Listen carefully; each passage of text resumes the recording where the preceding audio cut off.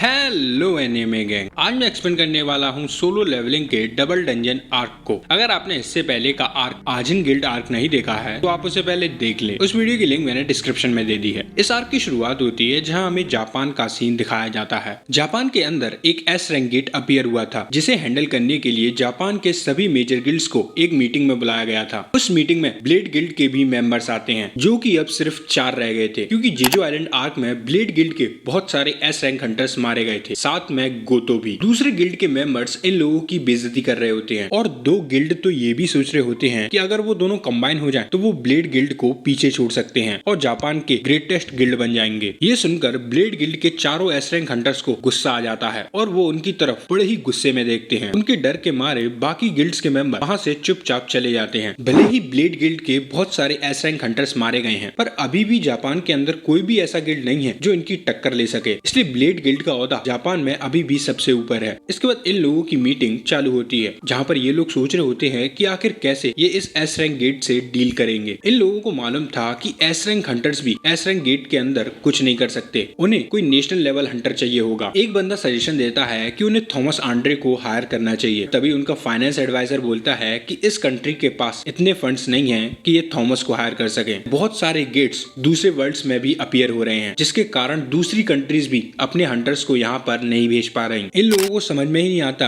कि ये किसके पास जाए मदद मांगने के लिए। तभी सुगीमोतो बोलता है कि एक हंटर है जिसको हम हायर कर सकते हैं बट उसे पैसे देने होंगे। उसका नाम बैरियर स्पेशलिस्ट यूरी ऑरलॉफ है। सुगीमोतो उसे ही हायर करने की सोच रहा था। इसके बाद जिन्वू को दिखाया जाता है जो कि 101 लेवल का हो गया था और वो कार्टेशियन टेम्पल में जल्दी जाने की सोच रहा था। वो अपने ऑफिस आता है तो देखता है कि वहाँ पर चाहे है। वो चाहे के पास जाकर पूछता है कि वो यहाँ पर क्या कर रही है। चाहे बताती है कि उसकी कार यहाँ रह गई थी। चाहे के मन में काफी सवाल होते हैं कि आखिर उसने उसे हायर क्यों नहीं किया और उस ए रैंक लड़की को क्यों कर लिया, क्या वो उसे डेट कर रहा है। पर तभी चाहे जिन्वू से बोलती है कि मिन ने उसे एक मैसेज दिया है तुम्हारी पावर के बारे में। ये सुनकर जिन्वू उसे ऊपर चलकर बात करने के लिए कहता है। जिन्वू से पूछता है कि आखिर मिन ने तुमसे क्या कहा था। चाहे बताती है कि एक दिन मिन उसके सपने में आया था और उसने कहा था कि जिन्वू से कहना कि वो अपनी पावर से बचकर रहे, उसकी पावर बहुत खतरनाक है और उसकी ट्रू आर्मी आने वाली है। जिन्वू को भी मिन का मैसेज समझ में नहीं आता। वो चाहे को थैंक यू कहकर अपनी डंजन्स की रेड पर निकल जाता है। जिन्वू सोच रहा होता है कि उसे पता करना होगा कि उसकी पावर कहां से आती हैं और साथ में उसे स्ट्रॉन्ग बनते रहना होगा। जिन्वू के शैडो सोल्जर्स रेड को कंप्लीट कर रहे होते हैं और जिन्वू और जिनो बैठकर मजे कर रहे होते हैं। तभी जिनो जिन्वू से उसकी बहन के बारे में पूछता है कि क्या वो ठीक है। जिन्वू कहता है अब वो ठीक है, बस थोड़ा घबराई हुई है। हमें यहाँ पता चलता है कि जिन्वू ने अपने जानती लोगों की सुरक्षा के लिए शैडोज को रख दिया है। वो अपनी शेयर्ड सेंसेस की स्किल का इस्तेमाल करके देखता है कि उसके शैडो सोल्जर्स क्या कर रहे हैं। हम देखते हैं कि जिन्वू ने जिन्हा की सुरक्षा के लिए बैरू को रखा है। बैरू मस्त टीवी देख रहा होता है और जिन्हा सो रही होती है। फिर वो बाकी जानती लोगों को देखता है जो कि सभी सुरक्षित थे और फिर वो चाहे को देखता है जो कि नहा रही होती है। ये देखकर जिन्वू को काफी शर्म आती है और सोचता है कि वो उससे माफी मांगेगा और उसे डिनर पे ले जाएगा। तभी जिनो जिन्वू से पूछता है कि क्या आपको जापान ने कांटेक्ट किया क्योंकि वहाँ पर एक एस रैंक गेट अपीयर हो गया है। जिन्वू कहता है हाँ मेरे पास कॉल आया था बट अभी मेरे को कुछ और काम करना है और वो काम है कार्टेशियन टेम्पल के अंदर जाना। जिन्वू सोचता है कि मुझे देर नहीं करनी चाहिए और मुझे कल ही कार्टेशियन टेम्पल में जाना होगा। इसके बाद ये दोनों इस रेड को कंप्लीट करके यहाँ से चले जाते हैं। इसके बाद हमें यूरी को दिखाया जाता है जो कि अपने बारे में काफी बड़ाई कर रहा था सुगीमोतो और उसके साथियों के सामने। सुगीमोतो यूरी को सारी सिचुएशन बताता है कि उनके यहाँ एस रैंक गेट अपीयर हो गया है और उन्हें उसकी मदद चाहिए। यूरी मदद करने के लिए तो तैयार हो जाता है पर वो 3.6 बिलियन डॉलर की डिमांड रखता है, यानी 10 मिलियन डॉलर एक दिन का। वाह भाई वाह। ये सुनकर ऑफ कोर्स सुगीमोतो काफी शॉक हो जाता है। वो कहता है 10 मिलियन डॉलर वो भी एक दिन के। यूरी कहता है अरे ये कुछ ज्यादा नहीं है, मैं थॉमस से तो कम ही चार्ज कर रहा हूँ जो कि 36 ट्रिलियन डॉलर करता। थोड़े से पैसों के लिए क्या तुम अपनी कंट्री को बर्बाद कर दोगे। यूरी ये भी कहता है कि तुम्हारे पास अभी ये टाइम नहीं है कि तुम डिसाइड करो कि किसको लेना है कि नहीं लेना, जल्दी करो वरना तुम्हारी कंट्री खाक बन जाएगी। सुगीमोतो कहता है तुम्हें अपनी स्किल्स में काफी भरोसा है। यूरी कहता है तुम लूजर से तो मेरी स्किल काफी बढ़िया है। ये सुनकर सुगीमोतो के साथियों को गुस्सा आ जाता है और वो यूरी पर हमला करने के लिए आगे बढ़ते हैं। तभी यूरी उनको अपनी पावर से रोक देता है और कहता है तुम अपनी पूरी जान लगाकर मुझ पर हमला करने की कोशिश करो। पर ये दोनों हिल भी नहीं पा रहे होते हैं। यूरी कहता है कि मैं उस एस रैंक गेट को रोक कर रखूंगा जब तक तुम चाहते हो और साथ में तुम लोगों की जान भी बचाऊंगा। सुगीमोतो भी इस डील के लिए रेडी हो जाता है क्योंकि उसके पास अब कोई ऑप्शन ही नहीं था। इसके बाद जिन्वू को दिखाया जाता है जो कि कार्टेशियन टेम्पल में जाने की तैयारी कर रहा था। हम देखते हैं कि जिन्वू कार्टेशियन टेम्पल के गेट की लोकेशन के यहाँ पहुंच जाता है, जहां वो देखता है कि ये गेट तो स्कूल के यहाँ ही खुला है। जिन्वू वहां पर खड़ी एक लड़की से पूछता है कि इस गेट को अपीयर हुए कितने दिन हो गए। वो लड़की बताती है 3 दिन, और ये सुनकर जिन्वू शॉक होता है। जिन्वू सोचता है अगर वो और लेट करता तो शायद ये डंजन ब्रेक हो जाता और कार्टेशियन टेम्पल के पपेट्स बाहर निकल जाते। जिन्वू उस लड़की से पूछता है कि क्या कोई हंटर अंदर गया है। वो लड़की बताती है कि 2 घंटे पहले एक रेड टीम अंदर गई है। जिन्वू उस लड़की से कहता है कि जो स्ट्राइक स्क्वाड टीम अंदर गई है उनकी जान खतरे में है, तुम जल्दी से जाकर हंटर एसोसिएशन को बताओ कि एक डबल डंजन फिर से अपीयर हुआ है। और उसके बाद जिन्वू उस डंजन के अंदर चला जाता है। इसके बाद उसी स्ट्राइक स्क्वाड टीम को दिखाया जाता है जो कि कार्टेशियन टेम्पल के गेट के आगे ही खड़े होते हैं। ये लोग उस गेट को नहीं खोल पा रहे होते हैं, तभी वहाँ पर जिन्वू आ जाता है। ये लोग भी जिन्वू को जानते थे। जिन्वू इन लोगों को यहाँ से जाने के लिए कहता है और बताता है कि इस गेट के पीछे मौत तुम्हारा इंतजार कर रही है, अगर जिंदा रहना चाहते हो तो यहाँ से चले जाओ। जिन्वू कार्टेशियन टेम्पल की का इस्तेमाल करके उस गेट को खोल देता है, जो जिन्वू से कहता है कि इस गेट का एंट्री परमिट करेज गिल्ड के पास है, तो तुम हमें नहीं बता सकते कि हमें क्या करना है और क्या नहीं करना। तभी उस पर एक बड़ा सा स्टैचू हमला कर देता है। जिन्वू उसे एंड टाइम पर जाकर बचा लेता है और फिर उन सबसे पूछता है कि और किसको अंदर जाना है। सब ये देखकर घबरा जाते हैं। जिन्वू उससे कहता है कि बाहर जाकर हंटर एसोसिएशन को कांटेक्ट करो और उनसे कहो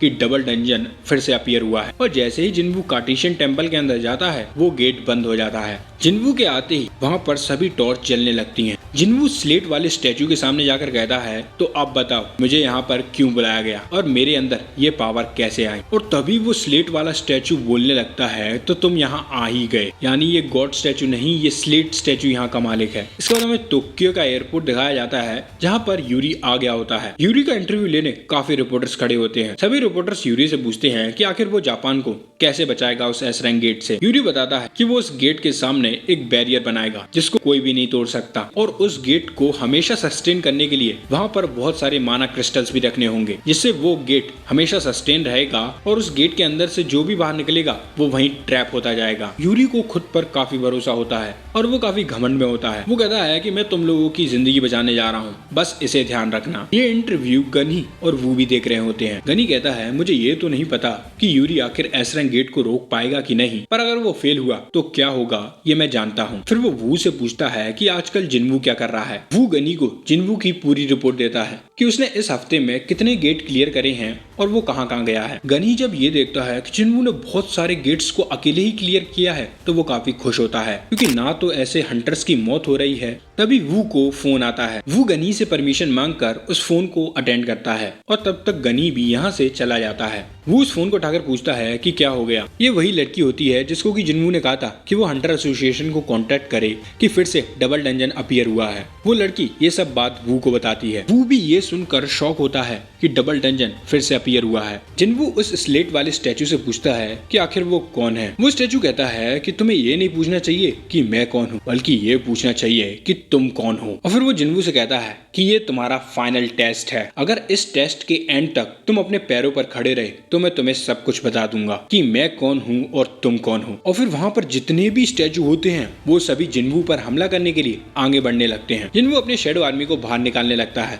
बट तभी वो स्लेट वाला स्टैचू चुटकी बजाकर जिन्वू की शैडो आर्मी को बाहर निकलने से रोक देता है और कहता है ये टेस्ट है, चीटिंग यहाँ पर अलाउ नहीं। जिन्वू देखता है कि वो अपनी किसी भी स्किल का यहाँ पर इस्तेमाल नहीं कर सकता और ना वो इन्वेंट्री का इस्तेमाल कर सकता है, यानी उसे सिर्फ अपने 2 डैगर्स के साथ लड़ना होगा। सभी स्टैचू जिन्वू पर हमला कर देते हैं और जिन्वू भी हार नहीं मानता और उन सभी स्टैचू पर बुरी तरीके से हमला करने लगता है। वो अपनी ब्रूट फोर्स से ही उन स्टैचूज को बुरी तरीके से मारने लगता है। जिन्वू की ऐसी स्ट्रेंथ को देखकर वो स्लेट वाला स्टैचू भी काफी शॉक होता है। इस स्लेट वाले स्टैचू का नाम वैसे आर्किटेक्ट है, तो हम इसे आर्किटेक्ट ही बुलाएंगे। आर्किटेक्ट कहता है कि मैं तुम्हारी प्रोग्रेस से काफी खुश हुआ हूँ। इधर जिन्वू इन स्टैचूज को मारता जा रहा था कि तभी वो गॉड स्टैचू भी खड़ा हो जाता है। आर्किटेक्ट कहता है तो ये अब टाइम है गॉड को वर्शिप करने का। मात्सुमोतो जिन्वू से मिलना चाहता था। वो जिन्वू से बात करने के लिए ही कुछ भी देने के लिए तैयार था। गनी कहता है कि जिन्वू हंटर एसोसिएशन का मेंबर नहीं है, तो वो कहाँ है हमें नहीं पता। मात्सुमोतो कहता है बट आपकी मदद के बिना मैं जिन्वू से नहीं मिल सकता। गनी को भी यकीन नहीं होता कि जिन्वू से मिलने के लिए ही बस ये लोग इतना पैसा देने के लिए तैयार हैं। शायद इनके पास कोई हंटर नहीं जो इनके एस एस रैंक गेट को हैंडल कर सके। तभी गन ही ट्रांसलेटर्स को बाहर जाने के लिए कहता है कि मैं मात्सुमोतो से अकेले में बात करना चाहता हूँ। मात्सुमोतो ये सुनकर काफी शौक होता है कि गनी जापानीज लैंग्वेज भी बोल सकते हैं। दोनों ट्रांसलेटर बाहर चले जाते हैं। तभी गनी मात्सुमोतो की पोल खोलने लगता है। गनी को मात्सुमोतो के जेजो आइलैंड वाले प्लान के बारे में सब कुछ पता था। वो जानते थे कि मात्सुमोतो सभी कोरियन एस रैंक हंटर्स को मरवाना चाहता था ताकि कोरिया के देश पर आसानी से कब्जा किया जा सके। मात्सुमोतो ये सुनकर काफी शौक हो जाता है। गनी मात्सुमोतो से कहता है कि अगर लोगों को पता चला कि ब्लेड गिल्ड तुम्हारे कहने पर यहाँ आए थे और तुम्हारे ही चक्कर में उनकी मृत्यु हुई तो तुम्हारा क्या होगा। गनी को यहाँ पर काफी ज्यादा गुस्सा आता है। वो मात्सुमोतो से कहते हैं कि मैं तुम्हारे चक्कर में पूरे जापान को खतरे में नहीं डाल सकता। पूरा जापान ही नहीं, अगर वो एस रैंक गेट नहीं रोका गया तो शायद पूरा एशिया भी खतरे में आ सकता है। मैं जिन्वू से बात करके उसे जापान में पहुंचा दूंगा और तुम यहाँ से दफा हो जाओ। इधर जिन्वू अभी भी इन स्टैचू से लड़ रहा होता है। जिन्वू ने बहुत सारे स्टैचूज को मार दिया था और अभी भी बहुत सारे स्टैचूज बचे थे। तभी जिन्वू देखता है कि गॉड स्टैचू अपनी लेजर बीम से उस पर हमला करने वाला है। जिन्वू कमांडर स्टच का इस्तेमाल करके बहुत सारे स्टैचू से एक शील्ड बना लेता है, बट फिर भी गॉड स्टैचू की लेजर बीम उन्हें चीर कर जिन्वू की साइड जाती है। जिन्वू इस लेजर बीम से बाल बाल बचता है। वो सोचता है अगर ये लेजर बीम उसमें पड़ जाती तो उसका खेल खलास था। जिन्वू बड़ी स्पीड में गॉड स्टैचू की तरफ बढ़ता है। गॉड स्टैचू जिन्वू को कुचलने की कोशिश करता है, बट जिन्वू उससे बचकर उसकी तरफ और तेजी से आगे बढ़ने लगता है। गॉड स्टैचू फिर से जिन्वू पर लेजर बीम से हमला करने जाता है। जिन्वू फिर से कमांडर्स अथॉरिटी का इस्तेमाल करके इस अटैक से बच जाता है। जिन्वू गॉड स्टैचू के कंधे पर आ गया था। वहाँ पर आकर वो म्यूटिलेशन स्किल का इस्तेमाल कर देता है और गॉड स्टैचू के चेहरे पर बहुत बुरी तरीके से हमला करने लगता है, बट भैया इसका कुछ फायदा नहीं होता। उस गॉड स्टैचू को सिर्फ कुछ स्क्रैचेस आते हैं। जिन्वू समझ जाता है कि उसे अपनी ब्रूट फोर्स का इस्तेमाल करना होगा। जिन्वू उसके चेहरे पर चढ़कर बहुत बुरी तरीके से मुक्के मारने लगता है, जिससे फाइनली वो गॉड स्टैचू भी हार जाता है। फिर जिन्वू वहाँ पर जितने भी बचे हुए स्टैचूज थे उन्हें कमांडर्स अथॉरिटी से खत्म कर देता है। आर्किटेक्ट कहता है बहुत बढ़िया, तुमने काफी बढ़िया लड़ाई करी। फिर जिन्वू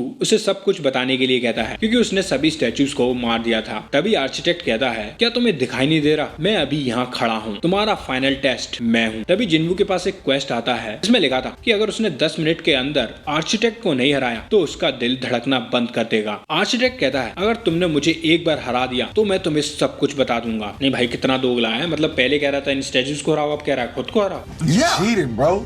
बट जिन्वू भी इसके लिए तैयार हो जाता है। इधर गेट के बाहर वू और उसकी टीम आ गई होती है। वो सभी गेट के अंदर जाने लगते हैं। तभी वू को बहुत ही ज्यादा स्ट्रॉन्ग प्रेजेंस महसूस होती है। उसे ऐसा लग रहा होता है कि अंदर जो बींग है वो इन्हें कुछ ही सेकंड्स में खत्म कर देगा। वो अपने साथियों से पूछता है कि यहाँ पर सबसे पास में कौन सा गिल्ड है। उसके साथी बताते हैं हंटर्स गिल्ड। वो जल्दी से हंटर गिल्ड के दोनों एस रैंक हंटर को बुलाने के लिए कहता है क्योंकि वो जानता था कि वो अकेले कुछ नहीं कर पाएगा। और फिर वो सोचता है कि आखिर जिन्वू तुम किस बींग से लड़ रहे हो। इधर हम देखते हैं कि आर्किटेक्ट अपने पंखों को 6 हाथों में बदल लेता है और बड़ी स्पीड में जिन्वू पर हमला कर देता है। उसके एक पंच के मारे जिन्वू बहुत दूर जाकर गिरता है। आर्किटेक्ट फिर से बड़ी स्पीड में जिन्वू पर हमला करता है और इस बार भी उसके पंचेस जिन्वू पर लैंड हो जाते हैं। पर थोड़ी ही देर में जिन्वू उसके सभी पंचेस की मूवमेंट को भांप लेता है और सभी अटैक्स को ब्लॉक करने लगता है। ये देखकर आर्किटेक्ट काफी खुश होता है, बट फिर भी आर्किटेक्ट के पास अपर हैंड था। वो अपने पंचेस से जिन्वू का खून निकाल देता है। ये देखकर जिन्वू को भी गुस्सा आ जाता है और वो भी आर्किटेक्ट के मुंह में एक जोरदार घूंसा मारता है जिससे आर्किटेक्ट बहुत दूर जाकर गिरता है। ये देखकर आर्किटेक्ट घबराता नहीं बल्कि उसे और मजा आने लगता है। वो सोचता है कि हजारों सालों में फाइनली एक वर्दी ओपोनेंट मिला है मुझे। जिन्वू सोचता है कि भले ही ये ताकतवर है पर मैं इसे हरा सकता हूँ। और वो आर्किटेक्ट से पूछने लगता है कि उसने आखिर ये सिस्टम कैसे बनाया और उसने उसे ही क्यों प्लेयर के तौर पर चुना और इस दुनिया में आखिर क्या हो रहा है। आर्किटेक्ट कहता है चिंता मत करो, मेरे मरने के बाद भी तुम्हें सब आंसर मिल जाएंगे पर तुम मुझे कभी नहीं हरा सकते। जिन्वू कमांडर्स अथॉरिटी का इस्तेमाल करके दूर से लड़ने का डिसाइड करता है, बट जो स्किल जिन्वू इस्तेमाल कर सकता है वो आर्किटेक्ट भी कर पा रहा था। वो भी कमांडर्स अथॉरिटी का इस्तेमाल करके जिन्वू के अटैक को नलिफाई कर देता है। फिर आर्किटेक्ट अपने 8 हाथों में हथियार पकड़ लेता है और जिन्वू पर हमला करने के लिए आगे बढ़ता है। जिन्वू भी अपने डैगर्स को बाहर निकालकर उसका सामना करने के लिए तैयार हो जाता है। दोनों ही एक दूसरे पर बुरी तरीके से हमला करने लगते हैं। भले ही आर्किटेक्ट के पास 8 हाथ थे, तब भी जिन्वू उसके सभी मूवमेंट्स और अटैक को देख पा रहा था। एक एक करके वो उसके वेपन्स को तोड़ता जाता है और ये देखकर आर्किटेक्ट घबराने लगता है। वो सोचता है कि आखिर एक इंसान इतना ताकतवर कैसे हो सकता है और हमें यह पता चलता है कि ये आर्किटेक्ट की रियल बॉडी नहीं है। जिन्वू आर्किटेक्ट के सभी हाथों को काट देता है। आर्किटेक्ट जिन्वू से कहता है, अच्छा तो तुम्हें इसलिए चुना गया था। जिन्वू आर्किटेक्ट को बड़े ही गुस्से में देख रहा होता है और ये देखकर आर्किटेक्ट को गुस्सा आ जाता है। वो कहता है, तो जैसे इंसान की इतनी हिम्मत कैसे हुई मुझे घूरने की, और फिर वो सभी स्टैचूज को फिर से जिंदा कर देता है। बट अब जिन्वू बहुत गुस्से में था। वो कमांडर्स अथॉरिटी का इस्तेमाल करके सबसे पहले छोटे स्टैचूज को खत्म करता है और फिर बड़ी स्पीड में जाकर बचे हुए स्टैचूज को भी मारने लगता है। आर्किटेक्ट जिन्वू की ऐसी पावर को देखकर घबराने लगता है और कुछ ही सेकंड्स में जिन्वू आर्किटेक्ट के सभी स्टैचूज और साथ में उसे भी हरा देता है और आर्किटेक्ट के हारते ही टेस्ट ओवर हो जाता है। जिन्वू पूछता है, अब बताओ तुम कौन हो और मैं कौन हूँ। आर्किटेक्ट कहता है कि सभी आंसर तुम्हारे अंदर है। तभी जिन्वू की स्क्रीन पर लिख के आता है कि क्या उसे स्टोर्ड मेमोरी के डेटा को देखना है। जिन्वू इसका आंसर यस करता है और जैसे ही वो यस कहता है वो एक अलग सी दुनिया में पहुंच जाता है। जिन्वू एक स्पिरिचुअल फॉर्म में होता है और जैसे ही उसकी नजर जमीन पर जाती है वो शॉक हो जाता है क्योंकि वहाँ पर बहुत सारे मैजिक बीस्ट से सभी मैजिक बीस्ट आसमान की तरफ देख रहे होते हैं। जिन्वू अपने ऊपर देखता है कि वहाँ पर बहुत बड़े बड़े गेट्स हैं। जिन्वू सोचता है कि अगर ये बीस्ट्स अर्थ पर आ गए तो ह्यूमैनिटी का तो नामो निशान मिट जाएगा। तभी आसमान में जो बड़े बड़े गेट्स थे उनके अंदर से सिल्वर सोल्जर्स बाहर निकलने लगते हैं जिनकी भी संख्या बहुत ज्यादा होती है। जिन्वू को देर नहीं लगती ये समझने में कि यहाँ पर एक वॉर होने वाली है। इन सिल्वर सोल्जर्स में और मैजिक बीस्ट में लड़ाई होना चालू हो जाती है। ये वॉर बहुत बड़ी होती है। दोनों तरफ से काफी लोग मर रहे थे पर सिल्वर सोल्जर्स को अपर एंड था। वो इस वॉर को जीत रहे थे और तभी वहाँ पर एक बंदा आता है जो कि कहता है अराइज। जिन्वू देखता है कि ये तो उसकी मोनार्क डोमेन स्किल और शैडो एक्सट्रैक्शन स्किल है जिससे वो समझ जाता है कि ये बंदा और कोई नहीं बल्कि मोनार्क ऑफ शैडो